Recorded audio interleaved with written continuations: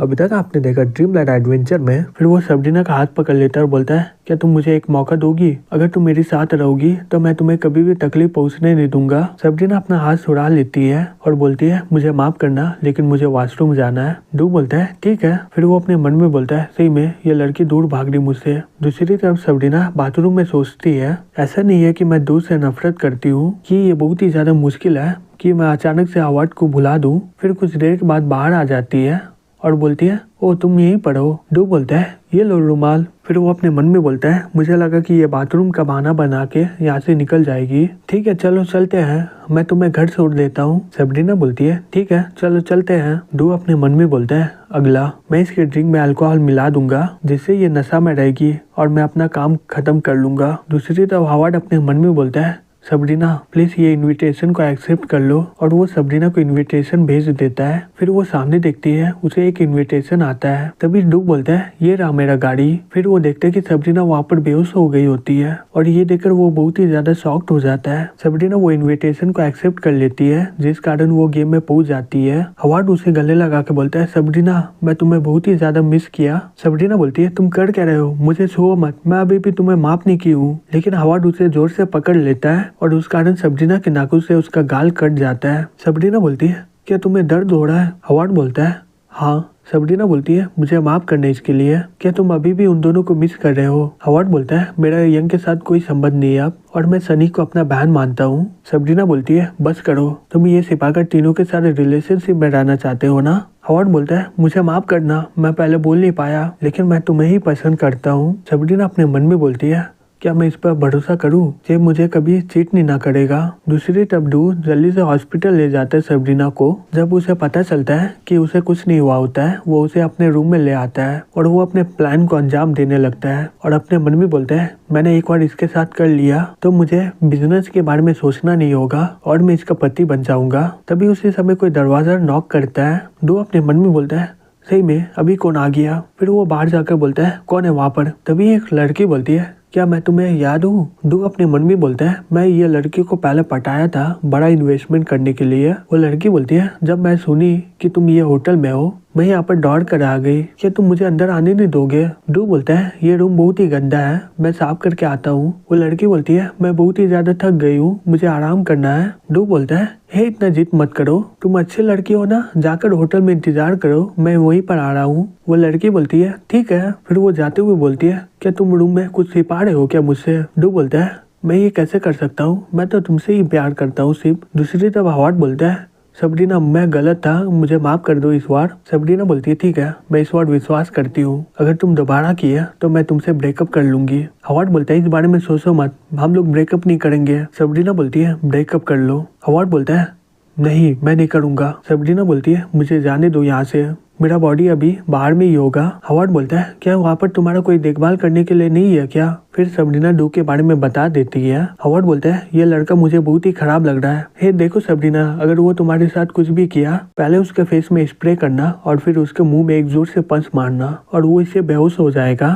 और फिर एल्बो लेकर उसके माथे के पीछे मारना, फिर वो मर जाएगा। सबरीना अपने मन में बोलती है, ये मुझे सेल्फ डिफेंस सिखा रहा है कि मारने बोल रहा है। फिर कुछ देर के बाद हावर्ड बोलता है, ठीक है तुम गेम से जाओ। दूसरी तरफ डू बोलता है, चलो ये लड़की तो गई, सबरीना मैं आ रहा हूँ अब तुम्हारे पास। और वो जाकर उसे किस करने वाला होता है। तभी सबरीना अपनी आंखें खोल के देखती है कि डू उसे किस करने वाला होता है। फिर वो जल्दी से स्प्रे उठाकर उसके आंख में स्प्रे कर देती है। डू चिल्ला के बोलता है, सबरीना तुम मेरे साथ कर क्या रही हो? फिर सबरीना उसके चेहरे में एक जोर से पंच मारती है और वो जमीन में जाकर बेहोश हो जाता है। सबरीना अपने मन में बोलती है, चलो अच्छा हुआ कि मेरा बॉयफ्रेंड ने ये सिखा दिया, इससे मैं आज बच गई। फिर हावर्ड फोन करके बोलता है, हेलो फादर इन लॉ, मैं अभी एयरपोर्ट में हूँ, चिंता मत करिए, मैं सबरीना को अच्छे से घर छोड़ दूंगा। सबरीना का पापा गुस्से से बोलता है, तुम कमीने कहीं के बहुत ही ज्यादा बकने लग गए हो। फिर वो अपने मन में बोलता है, डू जैसा लड़का सबरीना को हैंडल नहीं कर पाया। दूसरी तरफ सबरीना वहाँ पर आ जाती है और वो हावर्ड को जाकर गले लगा लेती है और बोलती है, मैं वापस आ गई। हावर्ड बोलता है, तुम्हारा स्वागत है। फिर हमें अगले सीन में दिखाया जाता है, यंग बोलती है,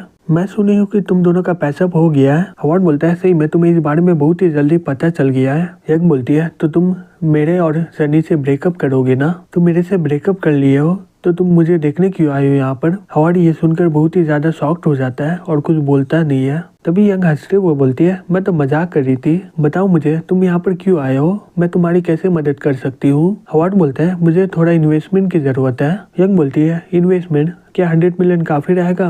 हॉवर्ड अपने मन में बोलता है, 100 मिलियन, ये तो कितनी आसानी से बोल दी। मुझे पता है कि ये नॉर्मल लड़की नहीं है, लेकिन मुझे नहीं पता था ये इतना अमीर है। फिर वो बोलता है, 20 मिलियन काफी रहेंगे। यंग बोलती है, जब तुम्हें चाहिए मुझे फोन कर देना।